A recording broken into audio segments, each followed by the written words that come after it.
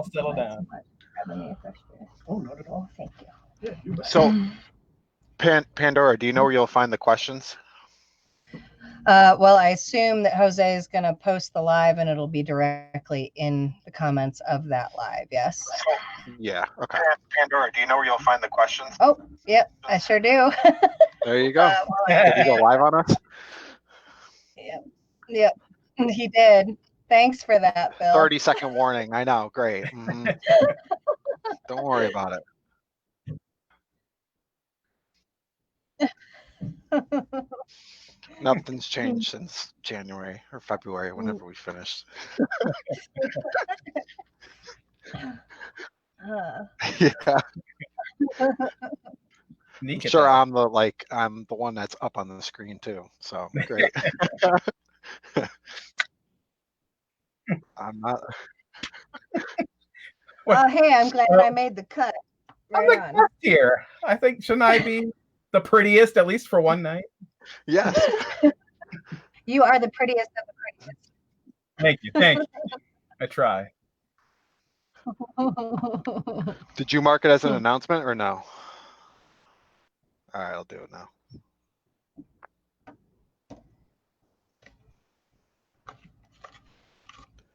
You got this now? Yeah. Yep. Awesome. Yeah, they were right on top of it when you asked. Boom. I'm a member. Awesome.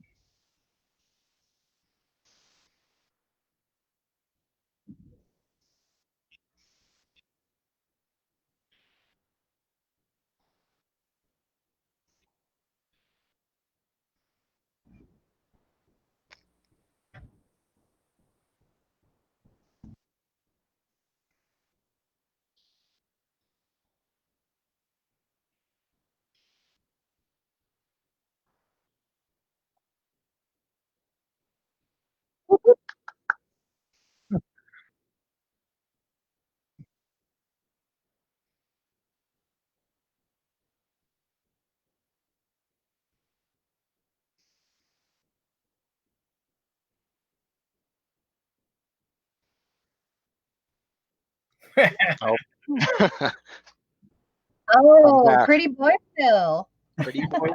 Oh, another nickname. Here we go.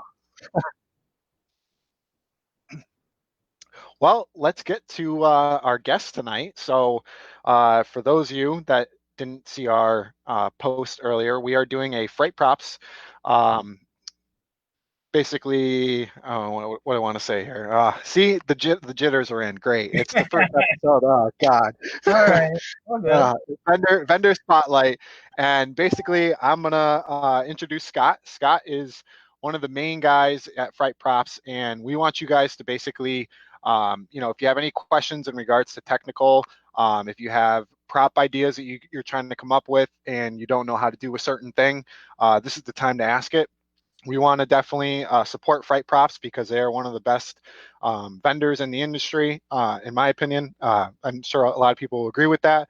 But Scott, I wanted to introduce you, and why don't you give a little background on yourself and how you got into haunting. Sure. Yeah. Well, thanks a lot for having me. I think it's great just to kind of get hanging out with people and talking Halloween, talking haunting, because it is a crazy season and it's a crazy year. So we definitely appreciate the opportunity just to get out and talk to other haunters. It's fun to, share that spirit of the season that is definitely still alive with so many people. So yeah, my haunting journey kind of came about in a weird way. After college, I got a degree in English literature, and I was kind of looking around saying like, okay, now I need to get a job. And the prospects were gloomy because when your degree is in the language that you're like basically raised fluent in, it's not like a big selling point for most employers. So I was looking at any way not to have to get a job. So I decided to go study taxidermy and got into kind of making weird artistic, like gory taxidermy as sort of a kind of just a side project hobby. At the time I was just working at a bookstore or something like that. And through that, I met a couple of other people who were doing similar stuff up here in Minneapolis where we live. And we started this little collective called the Minnesota Association of Rogue Taxidermy. And one of those people had a friend of a friend. His name was Doug, who had just moved to the Minneapolis area with his company called FrightProps. And So we ended up meeting, and I started working for him as a sculptor and a mold maker. I was doing a lot of sculpting of animal forms, and so kind of started making these props because he wanted to get more into making more props. He had started out kind of doing the like ankle blasters and air whips and that kind of stuff. And that was 2005. So I've been with the company about 15 years, and over that time, you know, my role has expanded and changed a lot. You know, I knew nothing about tech pretty much at all, especially when it applied to haunting. I didn't even know haunting was a thing. I was like, this guy's a Halloween company. Like, oh, I gotta get in. I had no idea that was even a job. I didn't know the haunt industry existed. Like, you know, I would, like a lot of people, have no idea that there are, you know, people who make a living in this space. So I was just fortunate to, you know, have that little bit of luck, and then, you know, use a bit of grit and hard work to kind of make myself important and stick around for the last, you know, almost 2 decades now. That's the beauty, is when we all discover that, oh my God, you can actually make a living at this. I'm in. Oh my God. Yeah, I mean, yeah, for sure. I was pretty much blown away that, you know, like I said, I think I was working, you know, lower wage job at a bookstore, and I was like, well, this guy's going to pay me to like, and especially when I started, I was like, I'm going to be making like sculptures and making molds, and like, whoa, like this is like crazy. And I had honestly, very little experience doing that, but I was like, I can make it work, you know, like if it's like, I think a lot of people have that experience in any kind of line of work where it's like, you show up for a job you're really interested in, and they ask, can you do it? And whether or not the answer is really yes, you say yes. And you just try to do your best to make it work. So, and then, you know, I'll take it till I make it. There you go. Exactly. Something I love. That's right. Yeah. So yeah, you know, and as the company kind of started, as I got my feet under me inside the company, I started realizing, well, where we're really making, what we're selling the most of is really this tech stuff, the pneumatics and controllers and electronics. And so I'm like, well, if I want to be more valuable, you know, to the company as a whole, I should really start learning that stuff. So I kind of started asking more questions about that and participating more in that side of the company. And that actually has kind of grown into, you know, more of what I do on a day-to-day these days. Oh, very, very cool. Awesome. Very cool. All right. Well, I think Diablo might not be able to be heard on Can you hear me now? live. Can anybody hear him now? Anybody? I hear him just fine. It's about who's out there in the rest of the Facebook land. Can you all hear Yep. Jose now? All right. Sorry. Anybody there? All right. Well, I'll just reiterate what we talked about in the beginning. So tonight's episode, we are giving away 3 $25 gift cards. So be sure to ask questions. You know, get your haunt questions in tonight. You know, I mean, we can always go back and ask them later, but tonight is your night if you want to do this live. Any technical, like he said.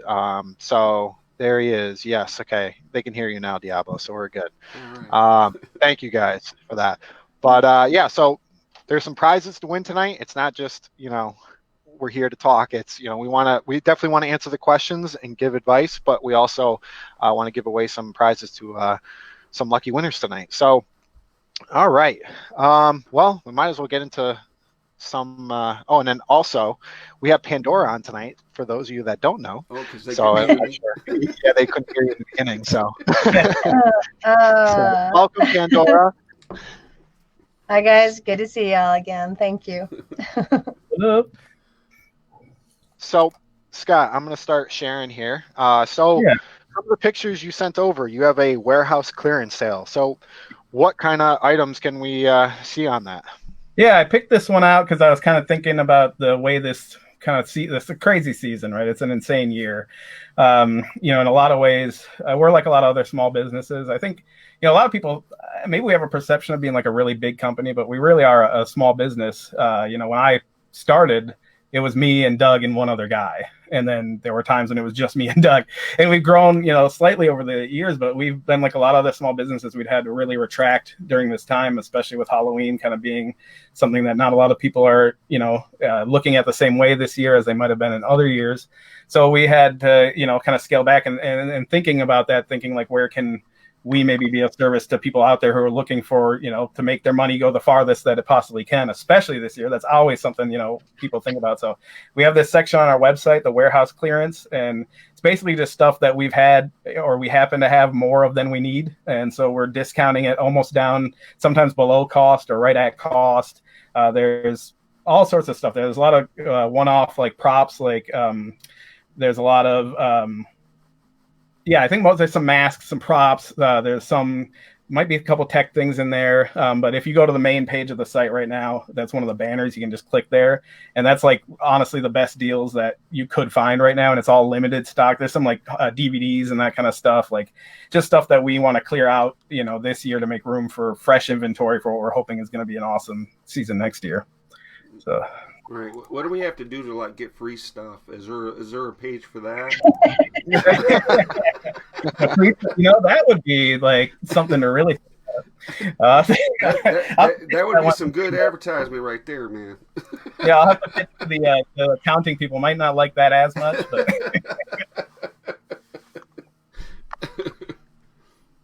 I tell you what, you get something, we'll throw in the catalog with it, right? There you go. That's right. The catalog's always free. Yep.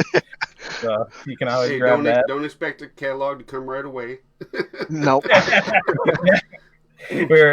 Sometimes, we actually, and that has changed too. We used to send those out like every single time we got an order, we just send one out. But now it got it's actually pretty dang expensive because those we print a big catalog, and maybe there might be people out there who don't even know kind of what Fryprops is, which is not everybody's in on the big hottest coolest thing in the haunt industry that is Fryprops. But so I guess I should say kind of what we are in general. So our whole goal is to kind of be a haunt one-stop shop for everything you would need for a haunt. So we run the gamut from props to decor to lighting to fog to the stuff to build props, so basically anything that if you are running a haunt or an event in escape rooms too, we cater to a lot. We want to have everything you need. You can just go to one place and find it. And so we print a large catalog. That's kind of been our one of our calling cards, is that we have a big catalog and it's free. And so long story short, they cost a lot because it's a nice big catalog and they cost a lot to ship. So we were sending them out one at a time. We were like, man, this is costing, like a good amount of money. So now we actually do them in bulk shipments, like twice a month. So sometimes you got to wait a little bit, but it'll come. Yeah. I mean, it's a nice full color catalog too. And it's like, man, it's got a lot of nice stuff in there. And it's like just eye candy. Just sit there and go through. It's like, I want that. I want that. I want that. I want that. Yeah. I don't have the money for none of that, but we have a whole range. There's some products in there for kind of the people with budget in mind, and there's, if you want to go crazy, we'll talk about talking skulls in a little bit here. So if you want something higher end, that's there too. But so the catalog has kind of always been my baby. That was something that when I started within the first couple of years, Doug was like, the owner, Doug was like, I want to do a catalog. And I was like, well, I know Photoshop, I can do some of that stuff. And so over the years, it's slowly gotten bigger and bigger. And my whole goal with it was, because I love the more aesthetic side of Halloween. I'm a big horror movie, like horror prop guy. I love scary monsters. I was like, well, we can put that stuff in there too with the pneumatics and the stuff that doesn't maybe look as exciting. And so it gives you something fun to look at, and before you maybe have to turn the page and be like, well, I need some of these fittings that might not be as interesting. But I always wanted to make it really fun to look at, even though a lot of the stuff that, kind of our bread and butter stuff might not be like the most exciting thing ever, although I get very excited when I see, cylinders and tubing. That's my own personal fetish, and we don't have to get into that too detailed, but I'm just that way.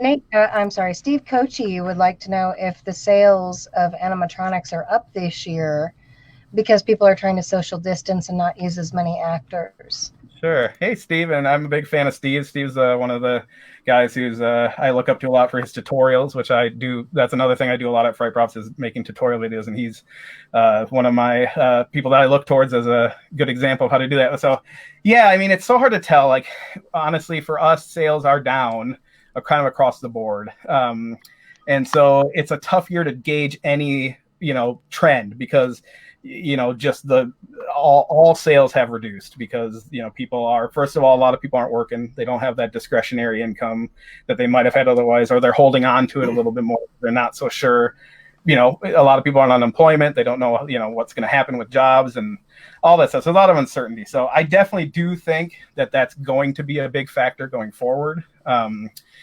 You got to think it has to be, because the returning to normal, at least as far as I can tell, is not really something that is going to be attainable in the near future.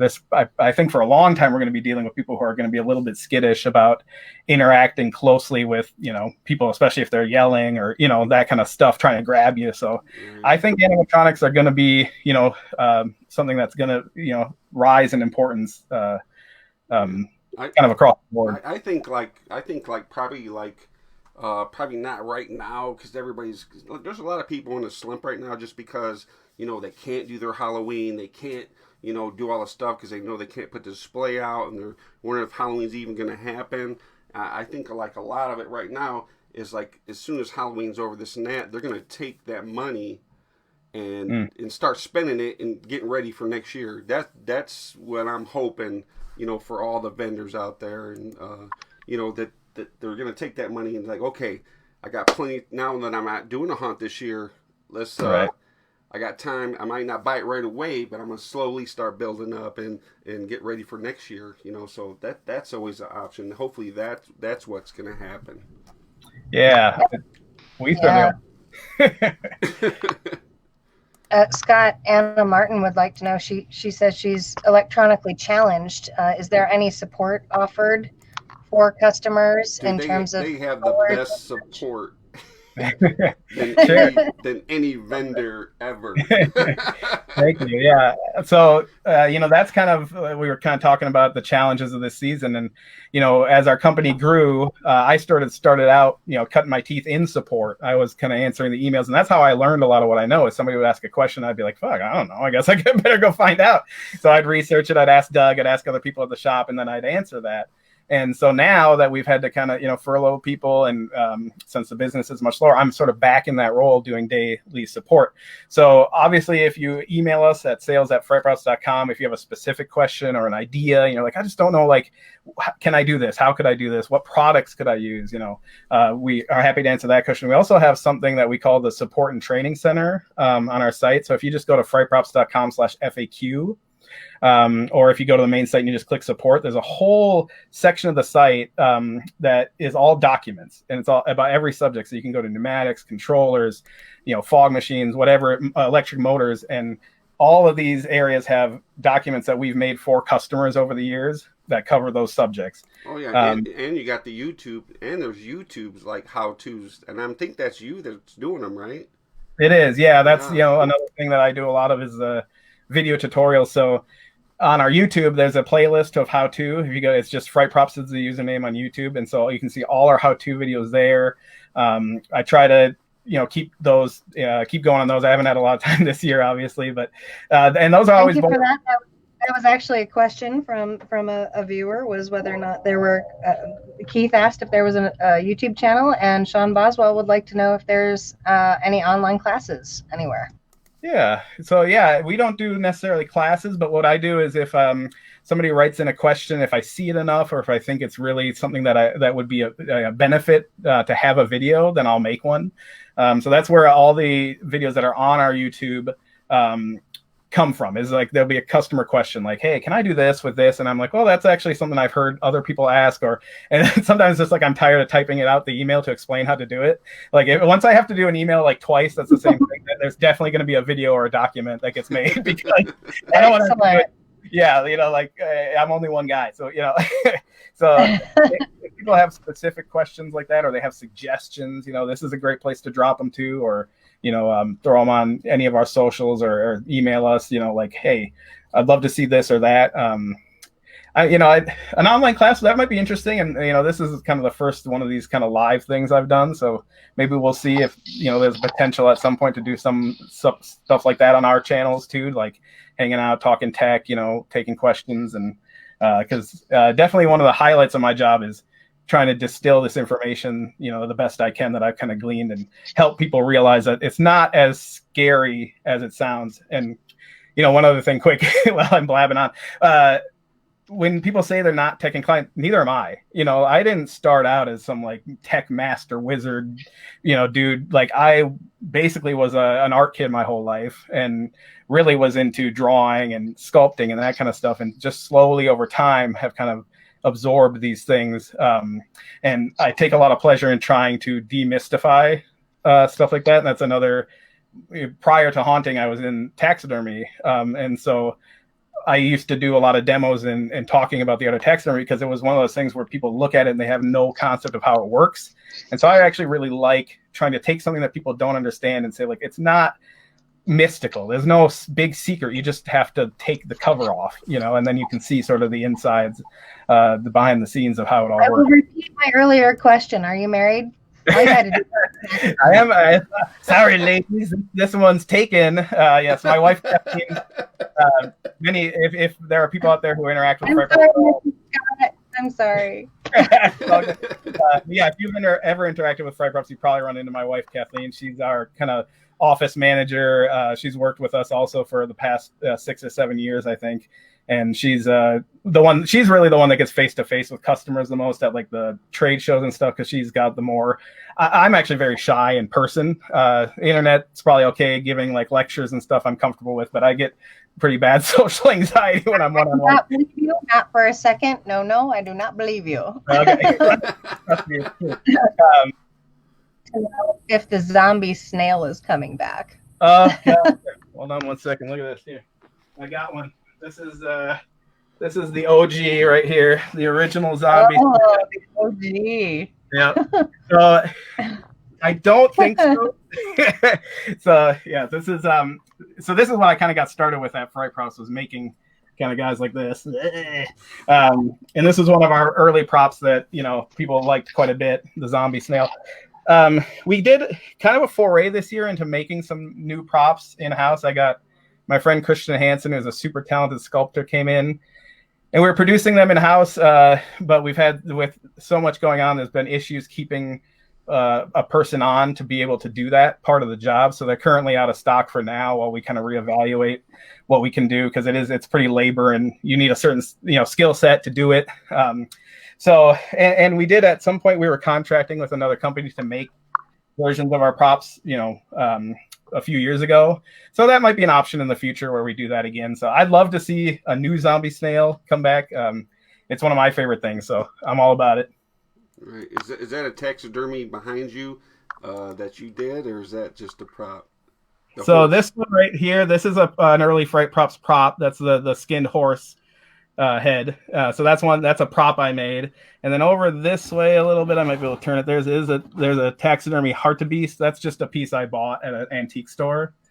And this is your time to lie, Scott. You made it. Come on. Right, you're a taxidermist. Here, I got this. I can reach. We're kind of in my like display room, but here's like I don't know how well this will come across, but this is like a little like rat monster. It's got like a little gross rat babies. So this is the kind of stuff I was doing before I had kids. So you fit in the haunt industry just perfectly.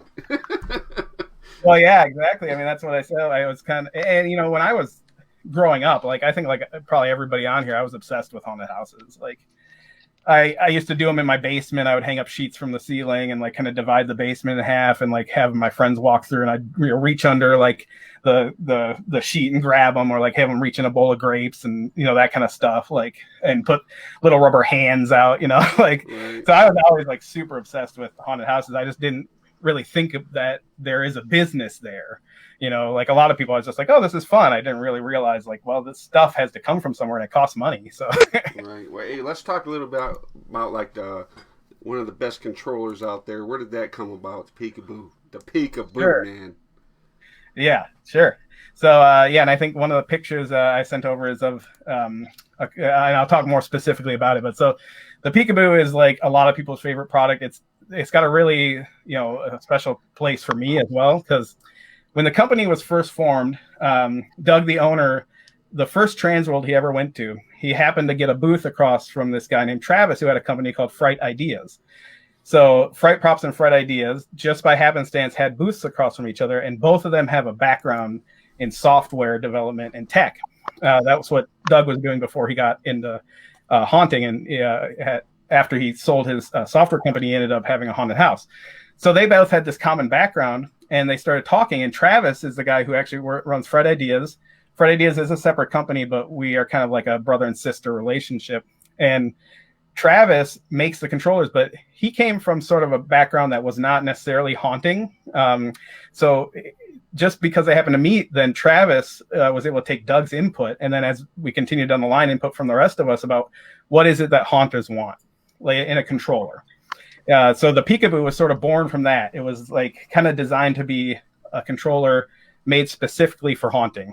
A lot of, obviously in the early days, people were kind of retrofitting technology to work in a haunt. And this one was like, no, this is designed for haunting. So a lot of the features came from experience working in haunts. Like number one, it has to have a cover. You don't want to have a bare circuit board sitting out at a haunt. There's just too much stuff all over the place. There's paint flying around. There's fake cobwebs. There's fake blood. There's real blood. If Tacky wants to know, he says he's using the Peekaboo Plus. Is there a maximum limit of wiper motors, 12 volt, that can be used, or only limited to one channel, and Sure. others reserved for, say, sensors? Yeah, so the way that a Peekaboo works, and this is true of all the Peekaboos. So the Peekaboo, the original Peekaboo, was a 2-output controller, and it had audio in it. And so over time, people were like, well, I want more outputs. And so what do we mean by outputs? An output on a Peekaboo is a relay. And a relay is essentially a switch. It basically is off or on, depending on what the controller tells it to do. So you can really run anything through a relay, dependent on how much electricity the relay can handle running through it. So something like a Peekaboo, Peekaboo Plus has 4 outputs. That's why it's called a plus. So instead of 2, it has 4. And it has audio. So right now we're showing sort of the upgraded version of a Peekaboo Plus, which we call Peekaboo MP3. It's my current favorite controller because it has super high quality sound. So backtracking a little bit. So the relay outputs, something like a motor, usually they're 12 volt DC. So 12 volt DC can be powered. It's the same power that runs the Peekaboo. So you can kind of piggyback that power to run things directly from the Peekaboo. So imagine the Peekaboo has a power supply coming in that's 12 volts. And the Peekaboo says like, okay, there's another thing connected to me that's also 12 volts. I can go ahead and share my power. So you only have one power supply. Right. As long as you don't max out the amperage, right? Exactly. So, right. So there's this other concept. You kind of get into like the concept of voltage and amps. So voltage is kind of like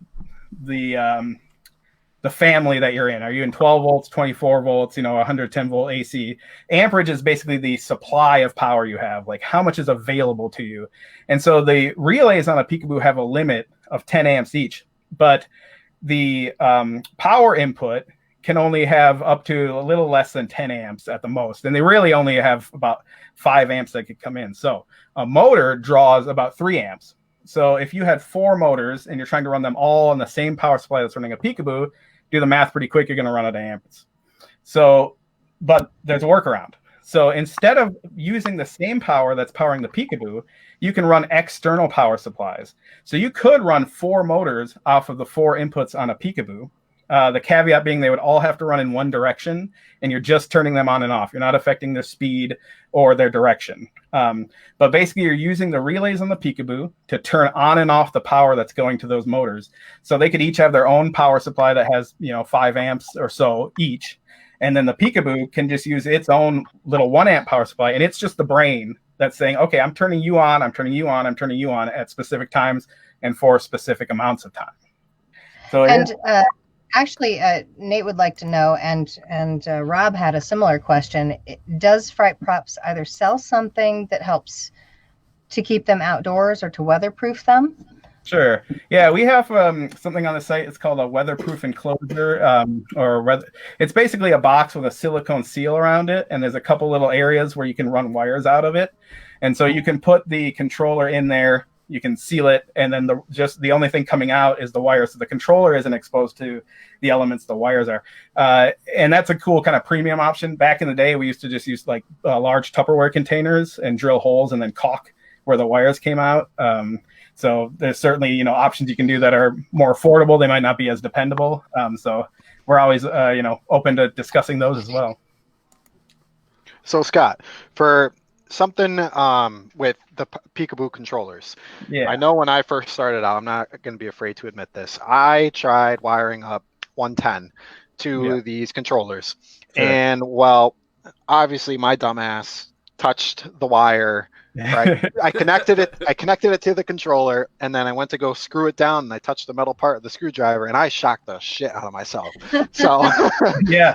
So you have to learn somewhere. But basically what I learned from it, and maybe you can touch on this a little bit, is sometimes just splitting your negative or your positive and just using that as a basically your trigger to basically complete the circuit of do you mind just going into that a little bit with, like, maybe, I don't know if you have a picture that you remember that might help you with this, but for somebody who's starting out into controllers, how they can learn what these NC, NO, and sure.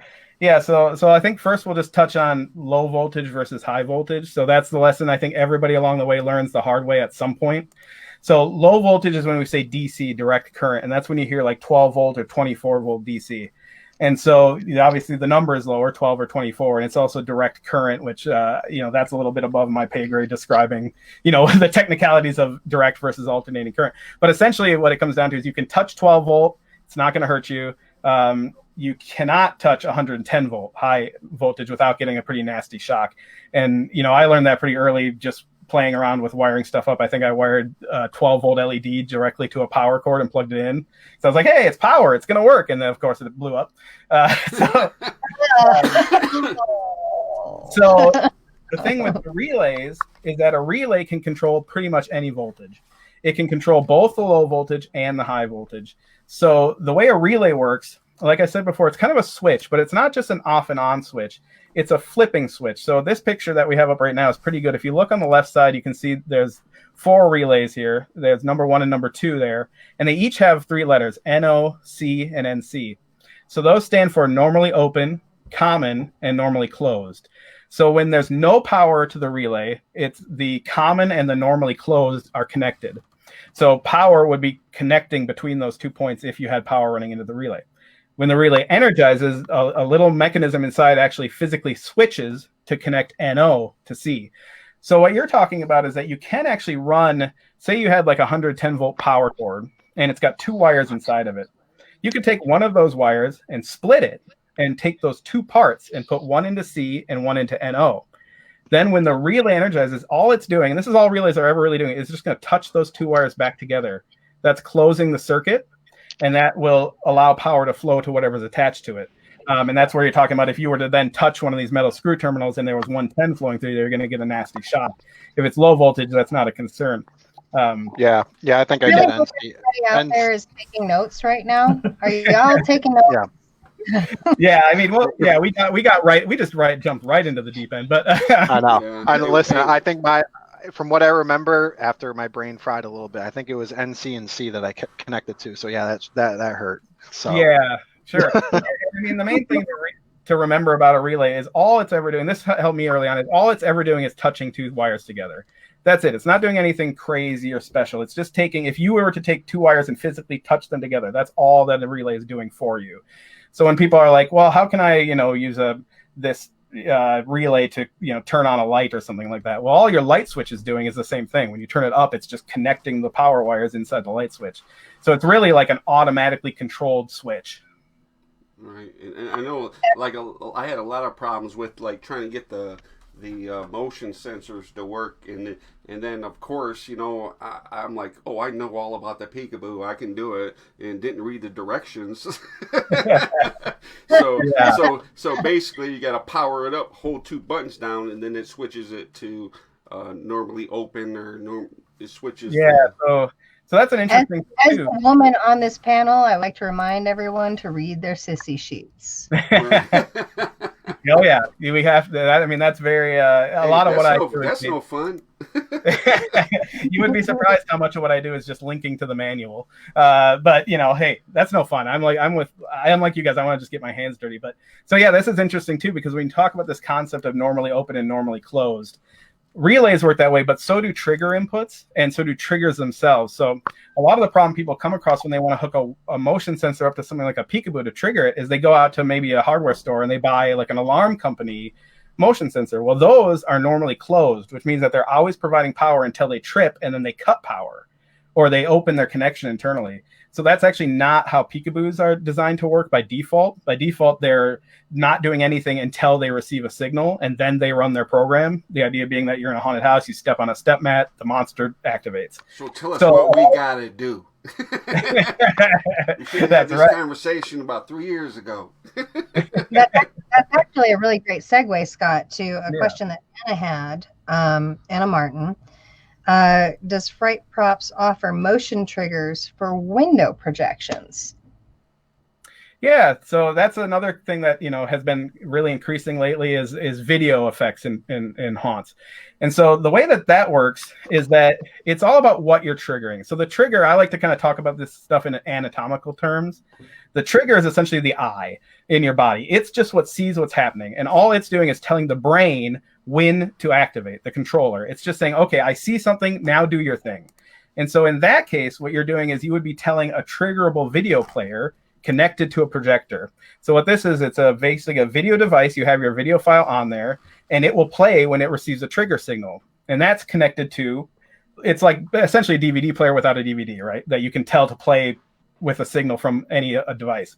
And so all that's going to do is it's going to say, okay, play the video at this specific time. When motion is sensed, when motion is sensed, you play the video. So that's basically the whole, kind of ecosystem of automated haunt things is what do I want to happen? What is it that causes that to happen? And how do I tell it when to happen? So I often talk about that as like when does what does the eye see? What does it tell the brain to do? And then what is the brain telling, the muscles, maybe like the pneumatics, or in this case, the projector to do? So yeah, here's a good example of a picture you sent where the trigger actually, you see how you split the red wire and then the trigger, you push that down. When you push down that button, this ultimately completes that red line, which is your positive. And that will then trigger ambient air. Exactly. Yeah. So this diagram we have right here is basically like if you say you didn't need a controller. So the benefit of a controller is that you can program a sequence of turning things on and off. And the more sophisticated controllers, the more you can do, different effects. You might be able to do some dimming and that kind of stuff. But really at the baseline, it's I want to turn this thing on 5 times over the next 20 seconds or whatever it is, right? So let's say you didn't need to do that. You just wanted to press a button and turn on. In this case, what we're looking at is a pneumatic solenoid, which controls airflow. So in that case, you don't need a controller because you are the controller. You're the person actually sitting there hitting the button. So the controller is sort of unnecessary. So you can actually run the power for whatever you're connecting directly through that trigger. And then you become the relay. You become the thing that's saying, okay, I'm going to turn this on and off. The advantage, of course, with the controller is that then you can walk away and it keeps doing what you want it to. So you don't have to sit there all night. Right. It's like my house, like all the extension cords are one side's cut. My wife's like, don't we have a work extension cord? They're all cut. And I'm like, honey, that's for the Fright-Props. that's for the Peekaboo, honey. Like all the extension cords are cut wire. For sure. Well, and that's, another early product that we had was called a Peekaboo AC, which basically was for people using 110 devices. And it just basically has household electric plugs on the top of it. And it's it's the same exact thing as a Peekaboo, but rather than a relay where you have to cut a wire and run it through, it's just got the plugs plug it right in, right on the top. Yeah. So that's actually a really good starting point. If somebody's like, oh, I just want to, you can turn anything you can plug into the wall. You can turn on and off with a Peekaboo AC just by plugging it in. Yeah, just for the record, real quick, Scott. I'm sorry to interrupt you, Jose. That's all for right. the record, Joe Dawson says Scott da bomb. Thank you, Joe. Appreciate that. Yes. Thank you. We've that Joe. I've helped out a few times with different questions, and I like her because she always actually figures it out. A lot of times she'll email me back and say she figured it out on her own, which, hey, that's my favorite kind of customer, is the one that I haven't got to the email yet, and then I get the email like, oh, wait, I figured it out. I'm like, all right. They went and looked at the tutorial, man. Exactly. I want to touch on one thing I saw as a comment. Anna, I see that you mentioned you're scared because of burning the house down. don't be scared. You know, definitely venture out. This is what we're talking about is most of the time 12 volt. So, you know, this Right. is something that's not going to set anything on fire. So definitely, you know, learn along the way, but don't be afraid to adventure into, you know, some prop controlling because it's Absolutely. Your really skin will not be sloughing off with Yeah. 12 volt. You'll be okay. you could put this to your tongue. You won't feel anything. Hey, don't do it because you're gonna get hooked. Don't do and it. then once you get hooked, Yeah. there's no turning back. That's right. I mean, yeah, and that's sort of what happened to me in general is that I started just doing some of this stuff, you know, because of where work was headed, and I just started getting more and more interested in it. And once you start playing with it, yeah, the fear always subsides with familiarity. So the more you get to know something, the less scared you are of it, and that's the true with tech too. So, and yeah, 12 volt power. There's really no danger of any sort of fire hazard or anything like that. So it's a good place to start. You know, you can get like a 12 volt light and a little controller just to have it, you know, turn on and off a few times. And once you start playing with it, it'll get under your skin and you'll want to learn more.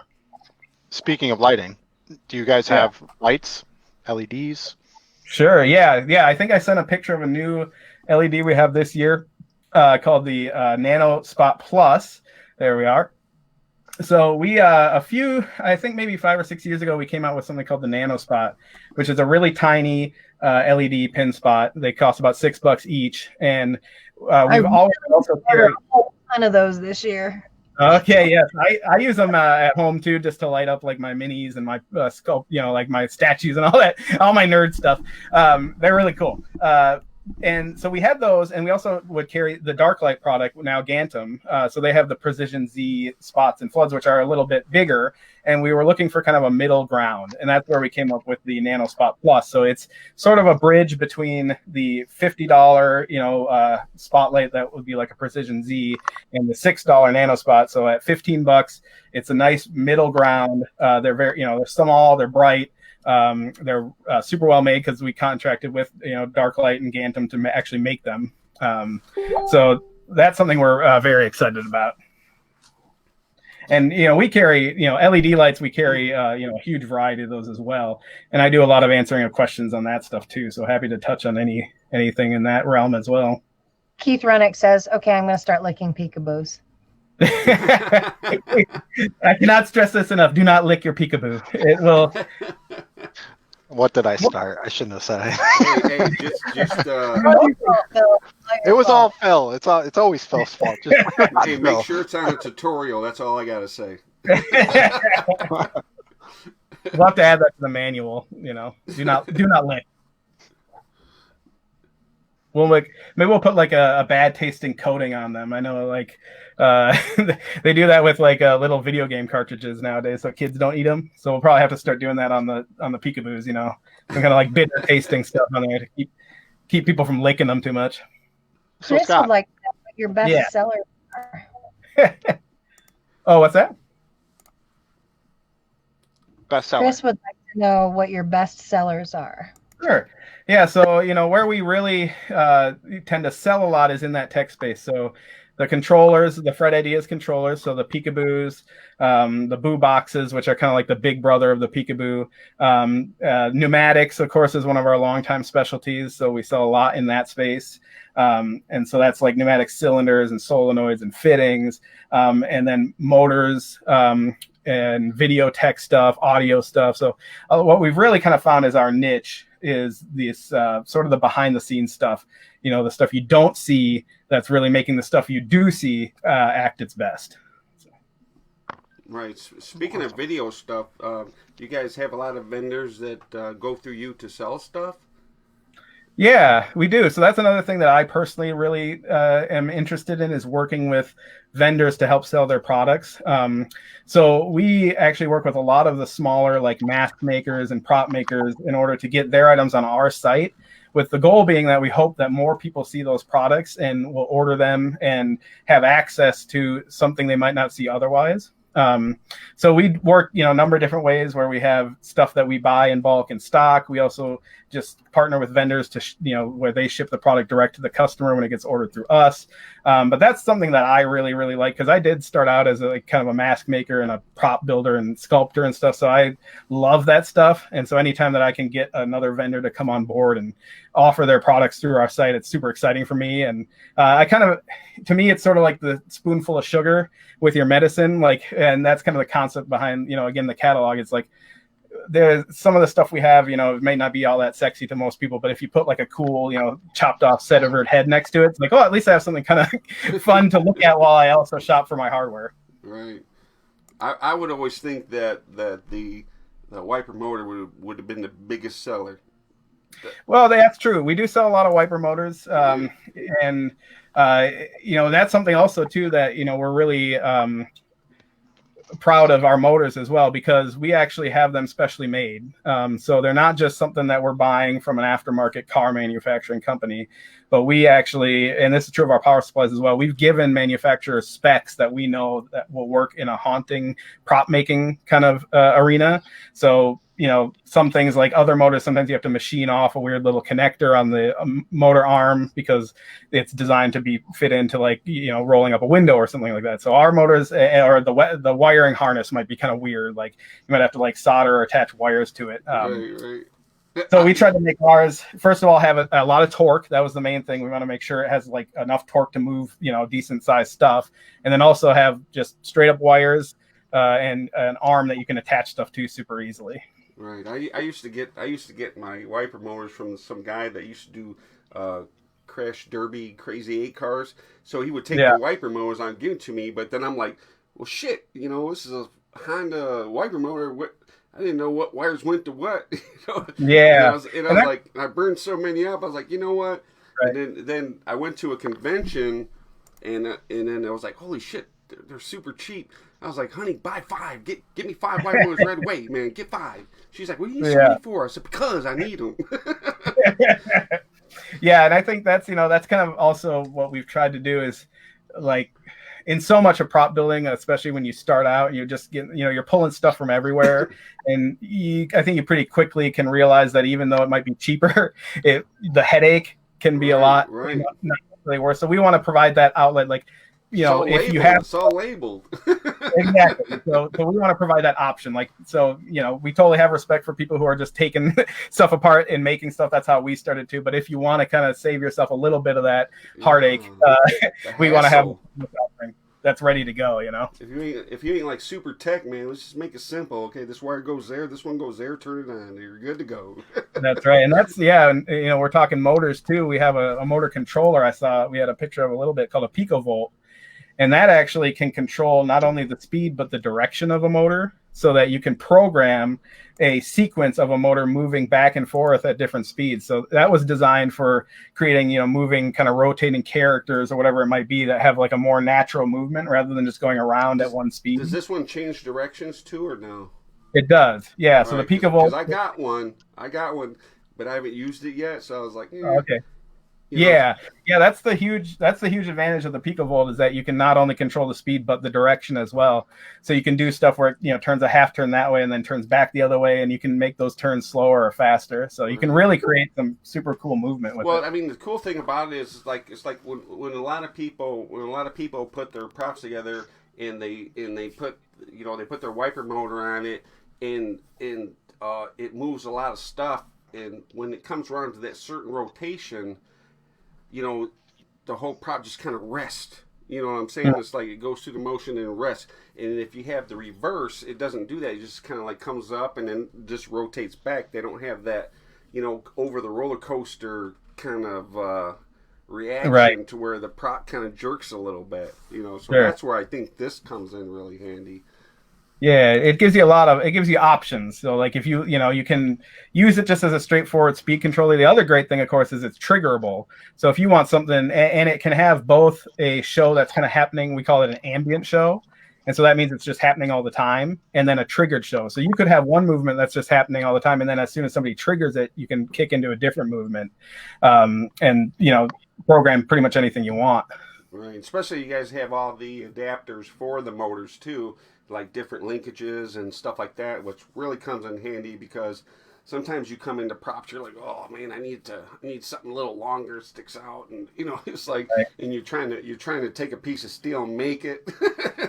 Yeah, well, and that's honestly, that's where we appreciate a group like you guys so much, because the one thing I can't really do is design the prop for you, right? Like I can tell you, yeah, a motor would probably work, but I send so many people to the Hangout just because they're like, I have an idea, and there's so many people in this group that are so good at helping people figure out how do I create this motion, you know what I mean? So like, yeah, honestly, the Hunters Hangout is like kind of my default recommendation of, I have this idea, and I can say, okay, here's the products I would use, but go here and ask somebody, and I guarantee you somebody's going to say like, oh, I did that, here's how I did it.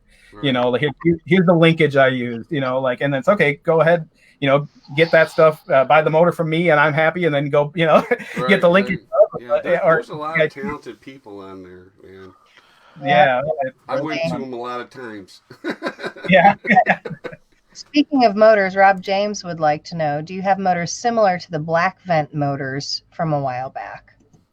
I'm not familiar with that. That I don't know black vent. We only really sell at this point, we have two motors. We have the motor that we're talking about now, which is essentially a wiper motor. We call it our dual speed high torque prop motor. And then we have what you call a deer motor. Yep, so that's that one. And then the deer motor is basically the 110 volt thing that would be in like a Christmas deer that just kind of rotates around. It's a much lower torque, lower speed. We used to have a higher torque, lower speed motor, but they just really weren't as popular. People don't tend to use them as often. So right now, those are the kind of two motors we have available that seem to work the best for most people. Right, and if you go to convention, get there early. Yeah. Oh, yes. Absolutely. If you wait, they're gone. Yeah, we always try to bring some of these things to buy with cash at a convention. But they do sell out pretty quick. Sean would like to know whether or not Fryprops has a headquarters, actual brick and mortar store location, or are all the sales done online and trade shows? Sure. Yeah. So we're 100% online. We have obviously a warehouse location, but we don't have a storefront. So yeah, all our sales are online. We're kind of like, I guess maybe because of our tech background or the owner's tech background, that's sort of, and honestly, it's sort of just the way we are as people. Like we're sort of kind of nerdy, shy people.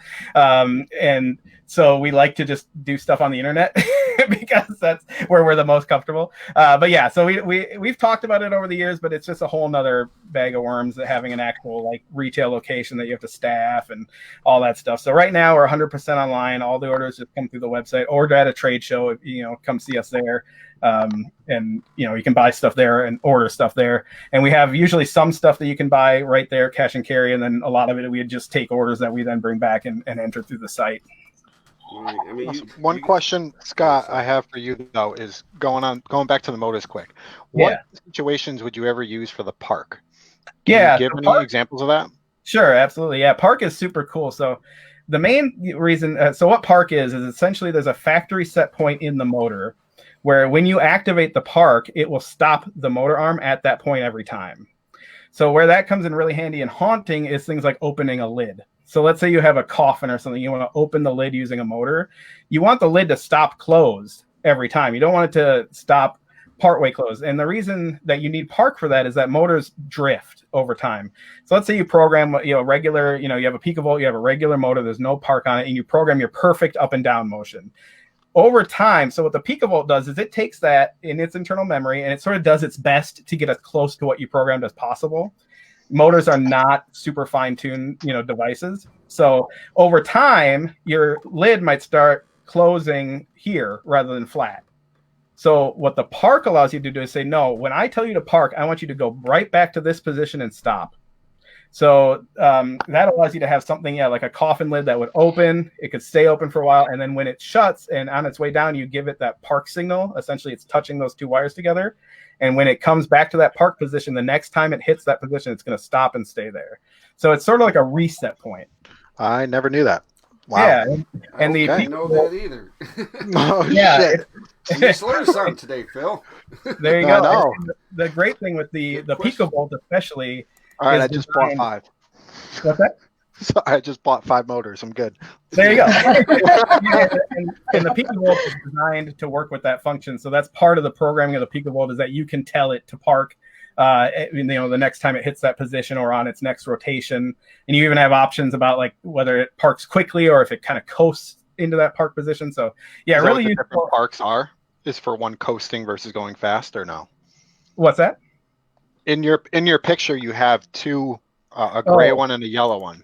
No, so What are those? Sure. So those are essentially connected to like an internal switch. Basically, when those two are touched together, that's when the motor knows like, okay, I'm going to park the next time I come around to that position. So that's sort of just the communication. The slowing or doing it fast will be handled by the controller side of things. So then basically be plugged into the Peekaboo and. That's right. Yep. So you would wire the motor into the picovolt, and then through the programming of the picovolt, again, that's the brain, So it's going to say, okay, hey, motor, you're the muscle. You're doing what I tell you. Now I want you to do X, Y, or Z, right? And it will listen.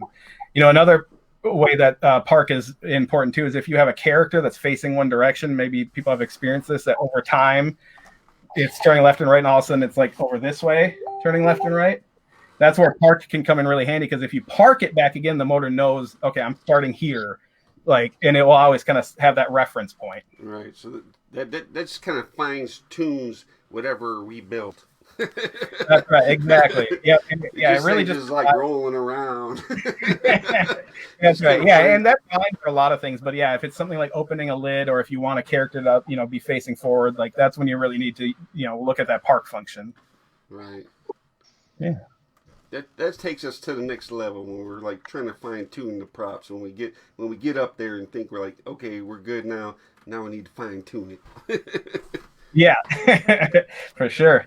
Yeah, and we try to have and that's why we have a range of controller offerings in general. Is you might start out and you're just trying to figure out your way through the wilderness, and you just want to A and B. But then once you start thinking more, you're like, well, could I do this? And it's like, well, that's why we have the controllers that go way up to the higher end, where you can do almost anything you can think of. Okay, here's one question that I got for you. I know that your solenoids can be. I know there's a way to do it, but I know there's a way for your solenoids to be switched over to run the air blaster, right? Yeah, so air blasters are kind of a tricky thing, right? So basically what an air blaster, so let's talk about solenoids in general. So people might not be super familiar with what a solenoid is. It's another thing that's oh, scary. But really a solenoid is just a switch for air.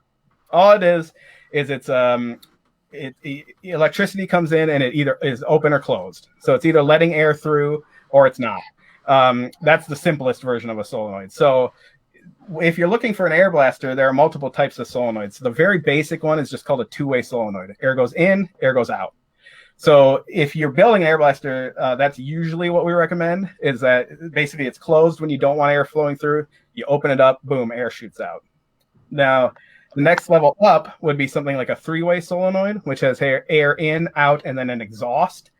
They kind of function the same, but they can, there's a good picture here. So the benefit there is that you can use a pneumatic cylinder with a three-way solenoid. You can't use a two-way solenoid on a pneumatic cylinder because the air has to get back out of the cylinder somewhere. It can't just go in, and the rod comes shooting out. It's got no way to come back out. I mean, but if all you have is that, you could actually put like a little bleeder with a shutoff on there, right, and let the air just seep out slowly. You could. Oh, sure, yeah. There's definitely ways to do, pretty much anything. I've done that before. Oh yeah, sure, for sure. Yeah, but it's kind of a good illustration of these, you kind of see these terms thrown around, what is it? So that's when you hear like a two-way or a three-way. It's just about all the ways air can come in and out of the solenoid. So, the next step up from a three-way is a four-way. And a four-way, rather than being open and closed, it's just switching which way the air is going, if it's going out of port A or out of port B.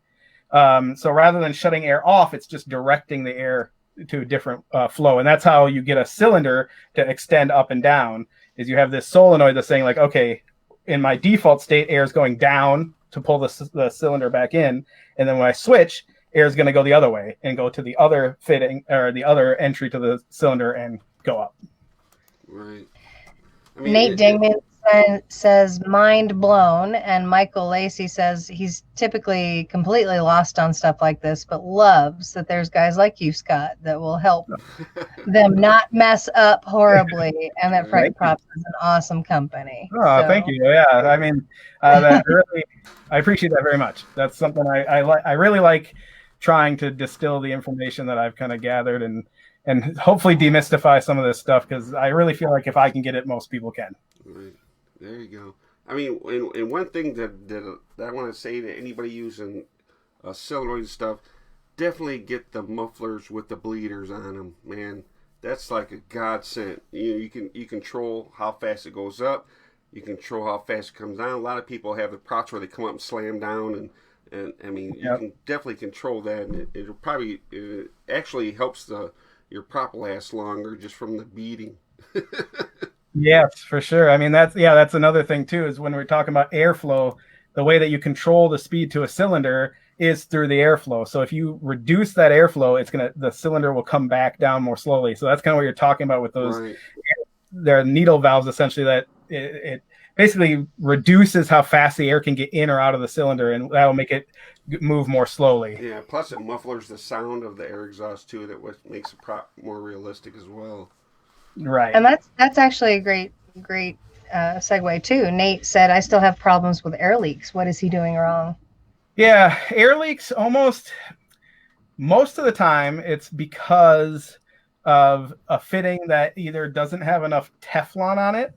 So when you get these, you get a solenoid, you get little fittings that are threaded that go in it, and they come with a little bit of usually Teflon, which is just sort of a coating on them, but that's usually not enough to really get a solid seal. So we always recommend having a little bit of what we call Teflon tape or pipe thread sealant.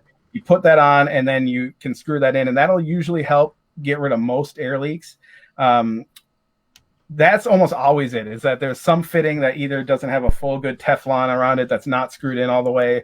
If you're getting air coming out of where the airline is going into the fitting, then you have to make sure that your airline is cut very straight. A lot of people use like a box cutter or even scissors to cut the airline, and that's not really the best, because when you do that, you sometimes squish the airline into more of an oval shape, where you really want it nice and perfectly round to go into these fittings, because they're round too. So if you're going to get a really good seal, you want both of them to be as close to a perfect circle as possible. Right. So that's the two main things: are either the threads are not well protected or seated enough, or the airline is not cut straight. Those are the two things I would think of first. Or you get the stuff from eBay, and the sizes ain't quite what they're supposed to be. Well, that's too, that's another good, since we're talking pneumatics, I think one of the things people struggle with the most is thread size. Right. Because you mentioned eBay, a lot of stuff that comes from overseas, and that's metric. It's a little different. It's a little bit different. It'll be very close, and so in America, we use this thing called NPT. It stands for National Pipe Thread. And basically they call it a 1/4 inch, but that doesn't really refer to the diameter of the fitting. The first thing you think, I got a 1/4 inch fitting, I should put it on a ruler and it should measure a 1/4 inch. It actually doesn't. It measures larger than that, because they're actually referring to some other, I don't know if it's an internal diameter or the distance, thread count or something like that. So that's, definitely something we struggle with a lot, where somebody be like, I ordered 1/2 inch fittings and you guys sent me 1/4 inch. It's like, no, you ordered 1/2 inch and we sent you 1/2 inch. They just measure different than you would think. So that's just something you kind of have to learn as you go, is this kind of crazy thread thing with pneumatics. But we try to make that easy too. That's another thing I deal with all the time. It's like, hey, I got the, and we try to match it up. So if you have an 1/8 inch valve, you want 1/8 inch threads. Hey, like you said, put that Teflon tape on. Oh yeah, you really can't. It's hard to overdo it with that stuff. It ain't screwing in quite right, but we'll put some tape on and force it in. That's right, exactly. And I'm gonna express again though too, is that if you are getting into pneumatics, we have this picture up here of maintaining and designing your air systems or any type of props. I mean, everything that you might want or might be looking for could be found on their website or in their catalogs. And I'm sure, Scott, you've probably, if you, like you said in the beginning with doing catalogs, you probably created this page, and all the questions can be answered sometimes right through this picture here. Yeah, So. so that credit on that specific one goes to Doug. I did, I think, help him a little bit with it, but he started that one and I think finished that one off. But I've done a lot of similar things over the years. But yeah, this is a great document. It's, again, if you go to frightprops.com/FAQ in the pneumatic section, you can find this. You can get a high res version, so you can really blow it up and look it over. But it kind of takes you from compressor to prop. Like what are all the fittings? What are they doing? What are the options for them? So this is a great one to start with. For sure. Oh. Hey, there we go. Okay, this is the shop. This is shop, man. We always wondered what it looked like. Yeah, so that one there I sent over. That's our little guy. That's my son Oliver there, working in the shop. So this is just like a little view of our warehouse. This is, and this is one of the funny things where, like, a lot of people want to come, like, see the shop, like, oh, I want to go see it. And it's like, well, this is kind of what it looks like. It's not, usually it's just a bunch of boxes. So it's kind of disappointing a lot of times for people. But yeah, we were just kind of talking before we got on just about, where we were located. And, people talk about, do we have a brick or mortar location? It's like, oh, no, this is more what it is. It's sort of a warehouse with, the parts in there that we pick and then send out to people. So yeah, we have, that's the warehouse where we would be picking, stuff for orders. We have another little area for where we build stuff, because we do build our own props as well. And then we have some office kind of set up for doing the website stuff. So. Sarah Berkeley would like to know if you find that pneumatics or servos are easier to work with. No, pneumatics all the way. Servos are super cool, but they're very limited. They are really best for lightweight and very detailed movements. And they can be pretty tricky. We have only a couple servo controllers, so it's something we relatively recently started getting into more. And servos, they can rotate. So to me, rotating is always more complicated than moving in a straight line. Pneumatics, obviously there's limitations, but pneumatics only ever go straight in and out. For the most part, you can get cylinders that do other stuff, but really you're just creating a linear motion. So if you want something to pop up or come out, that's like pneumatics is the way to go. And to me, they're much more straightforward, because it's really just like on and off, out and in. Servos, you can get much more into, like, okay, I'm rotating this, and you can combine them together to have a rotation and a pan and a tilt. And then, you can really create some super detailed characters, but it can be pretty complex. And the programming of them is also can be a little bit more tricky. Thaddeus would like to know, can you put too much air pressure to a pneumatic cylinder? Absolutely, yeah. So there are limitations. Each part of the system has its own kind of upward limit.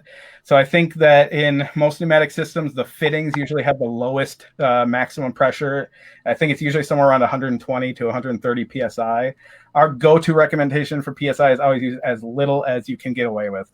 So any prop you get is going to last longer on a lower PSI. So when you get a prop, start out low and slowly ramp it up until it's performing how you want, and then don't go any higher, because the higher the pressure, the more force is going to be extended, applied to all the different parts of the prop, and the faster it's going to wear out. So yeah, usually we say that regulator on it. Exactly. That's why every prop we sell, we put a regulator on, because you really have to have that. And we usually don't ever go over 100 PSI with almost anything that we do. So yeah, you definitely can go too high, and you'll know when you do, because you can blow apart a fitting, and that can be kind of dangerous. So you want to avoid that. You can probably get away with 40 pounds of pressure if it's not too big of a prop. 40 pounds would probably run a lot of stuff.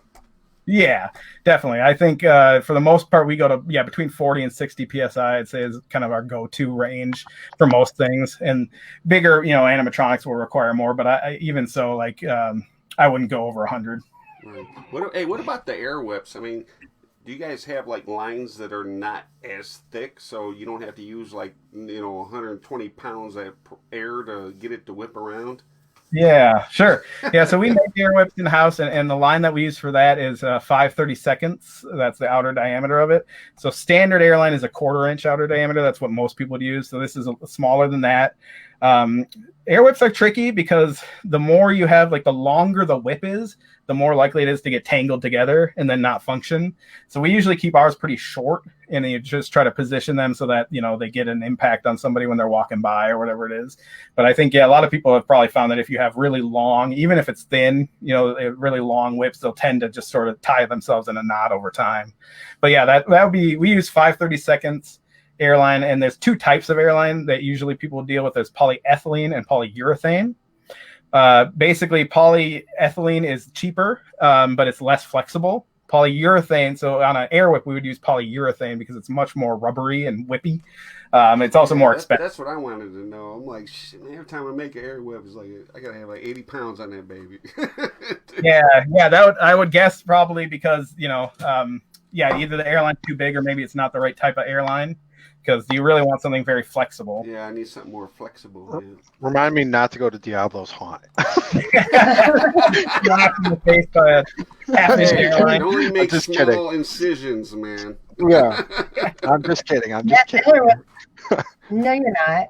You are so not kidding. 80 psi. That's a lot. I'm scared now. Yeah, you gotta get them Matt Miller would like to know how many people are actually a part of the creative team at Fryprops. Yeah, so we have kind of a core group of people. There's Doug, the owner, and then myself, I'm the creative director. And then we have our lead fabricator, Max. And right now, we have a couple other employees right now, but that's about it. Right now, we had a larger staff, obviously, in the previous years when there was more going on.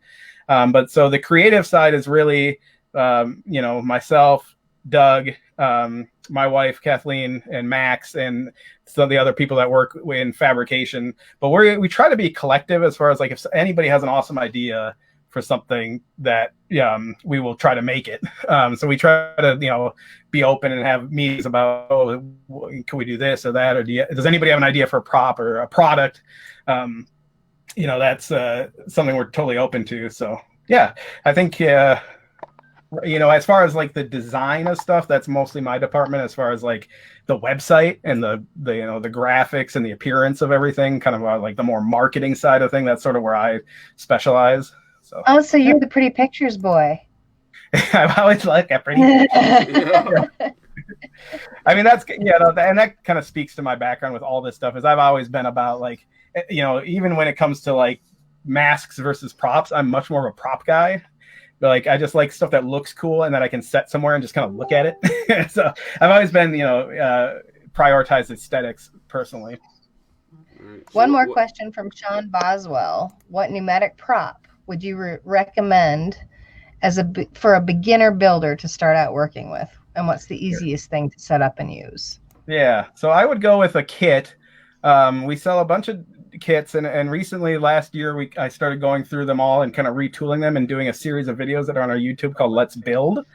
And if I think if you search our YouTube channel for Let's Build, you'll find there. I think I've done 4 or 5 of them, but basically we go step by step, every little step building a pneumatic effect. So something like a lid opener kit, if you just want to open a lid, or a hopping drum. A hopping drum is a really good way to start. It's basically one cylinder inside of it. It doesn't even have to be a drum. It can be a crate or a box or anything.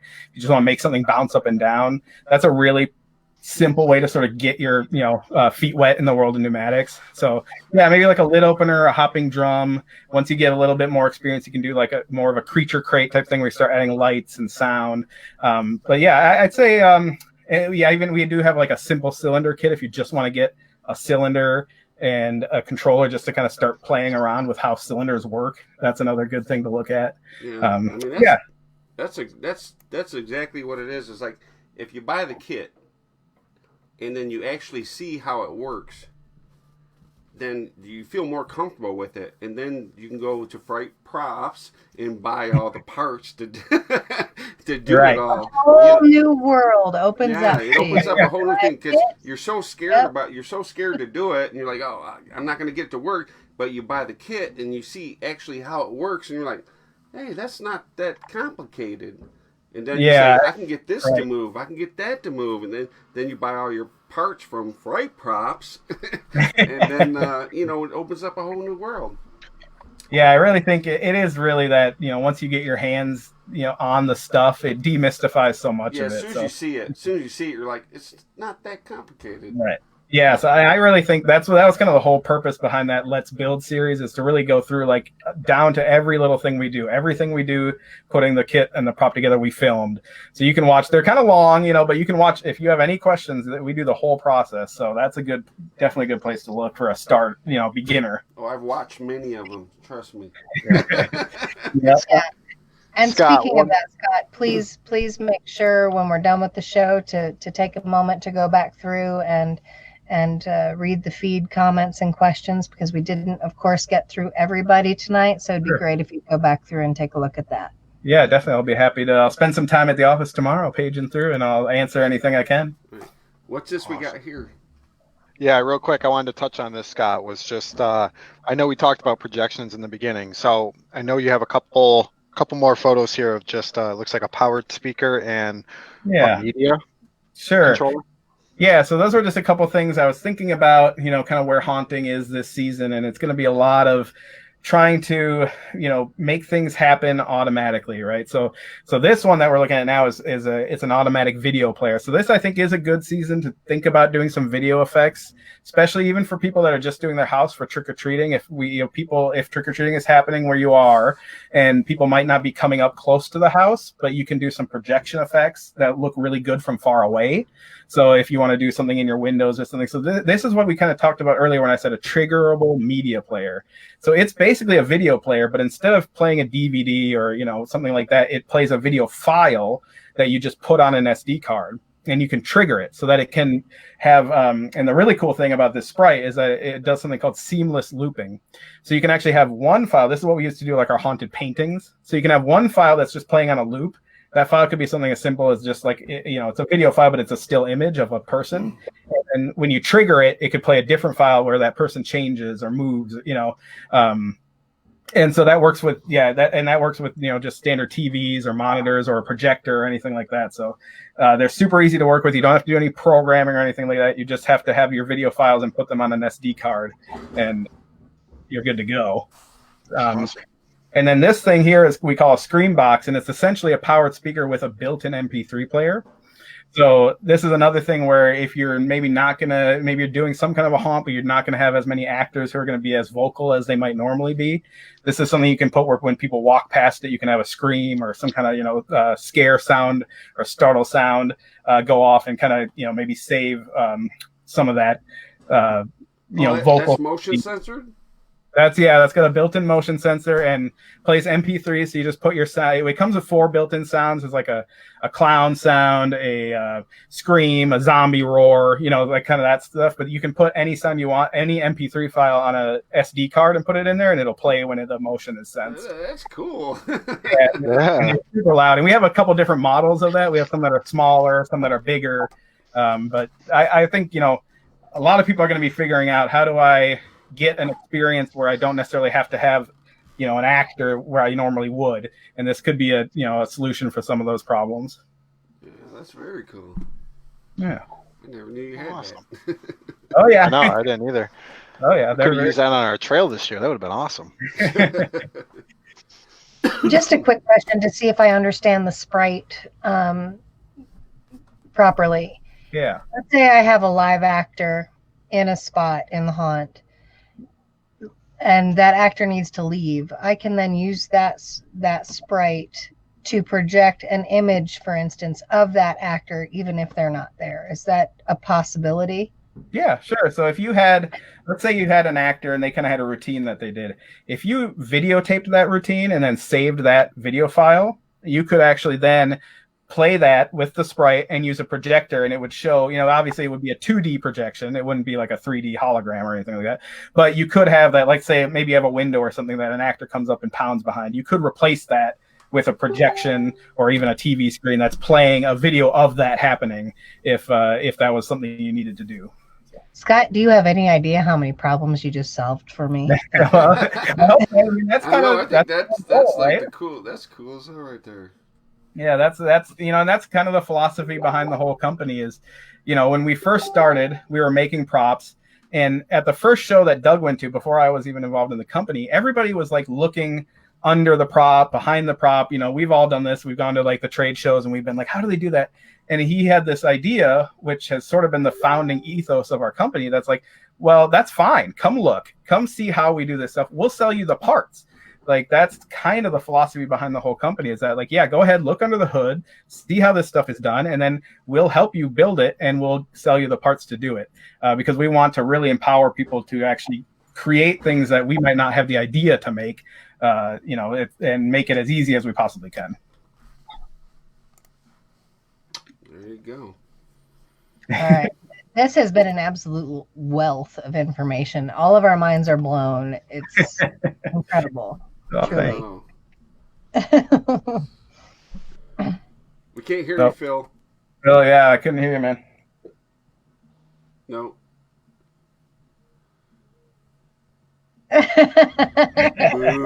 Boo. Boo. Boo, boo. Can you hear me? Yeah, I can hear you now. Yeah. Oh, I was gonna say choo choo. No, but there's been a wealth of information. I'm definitely going to hit that 3 dots up in the top right corner, save this video for future, because, man, the amount of information we got out of this is amazing. Thank you, Scott, so much for coming on tonight, man. I also want to say thank you to the, Max and Doug, also all the other crew over at Fryprops. You guys have been nothing but helpful to the haunt community, and we can't thank you guys enough. Like, you guys are awesome. We really, really appreciate you guys. For those that are watching, please go support them. Anything helps. A couple wiper motors that we talked about, speakers, whatever it is. I know it's tough times, but we have a great vendor here that helps us out, and it'd be awesome if we could return the favor. All year round. Yeah. Yep. Yeah, and on that same page, I want to throw the thank you back to you guys, of course, for creating an awesome community, and then, of course, for all the customers, because honestly, I wake up every day and get to do what I consider a dream job, and I only get to do that because people are supporting us, and they're buying stuff from us and coming back year after year and being loyal and cool, and I really consider myself, a super fortunate person, and try to give back as I can, and just want to say big thanks to you guys for having this great community and hosting these awesome discussions, and then of course to the customers for keeping Fright afloat for going on 17 years, and awesome. Just looking up, and we got a lot of amazing stuff planned. Next year is going to be something really special, so let's keep it up out there. Hangout, let's keep it up. Exactly. Hey, just remember when the conventions come around, get them wiper motors, man, fast. Yeah. No, wait till Sunday. Wait till Sunday to get them. That way they'll all be for you. I know how it is. My last thing I want to say before we pass it over for some prizes is I'm waiting, Scott, for you to be on the front cover of Fryprops. I'm gonna, even if it's a character that you kind of come up with. Yeah, I can't wait to see it. All right. Well, maybe I have to sneak it in this year. We have in the past. Yeah. Oh, you have? I was on it one time. I was gonna say somebody here has been on the cover at least once. I know Diablo's been, but I was gonna say you. I was waiting to see if you were gonna jump on there one day. I haven't yet, but maybe maybe we'll do that one of these years. That'd be awesome. Awesome. Well, thank you again, Scott. And like we mentioned in the beginning, we have some prizes to give away. So Pandora, pass it over to you. So we have 3 winners tonight for, I believe it's $25 gift cards from Fryprops, the online store, as we learned tonight, is the place to go. It is. Our winners tonight are Keith Runick, Anna Martin. Woo! Yay, Keith. Go Keith. Anna Martin. That's Anna. Yeah. And Rob James. Woohoo! That's Rob. Thank you again, Scott. It was such a pleasure to talk with you tonight. We truly appreciate you and everything that you guys at Fryprops do. Thank you so much. Yeah, thank you guys so much. It was really fun, and hopefully we can do it again sometime. Yeah. Awesome, definitely. Now, how do they claim their prizes, Diablo? Well, they have to contact me. Just message me through Facebook by tomorrow. Usually it's like the next show shows up and they're like, I won something. Yeah. What? No. Right. Y'all heard the man. You have till tomorrow. Keith, Anna, and Rob to contact Diablo via Facebook to claim your prizes. Right. All right, everyone. Thank you. Haunters Unite. And everyone have a good, I don't know if we're doing another one of these, but if we don't, we're gonna go through all our sponsors. All right, cool then. we got to show the love and support. Fryprops. Yeah, love and support. We gotta get out there and build props. It's Yeah. still early. Let's go. All right, thanks, Scott. Thanks for everybody for watching. I hope you guys enjoyed the show. It was like a shitload of information, and you know, Scott was an awesome guest, man. We probably could talk for another 2 hours. Well, we'll just have to do it again. All right. Yep. We're gonna have Thanks. another show in 2 weeks. We're gonna skip a week because of the it's Halloween weekend in some places. So in 2 weeks we're gonna have Hot Wire Foam Factory on Victoria, where she's gonna be on the show. So stay tuned till then, and we'll be back, and we're gonna go through all our sponsors, and we're gonna have some shows. Try to get everybody in the hunt frenzy. You know, let's start buying stuff. Let's start building stuff and doing Halloween. Hell yeah. Woohoo! Woo! All right. Right on. Thank you, everyone.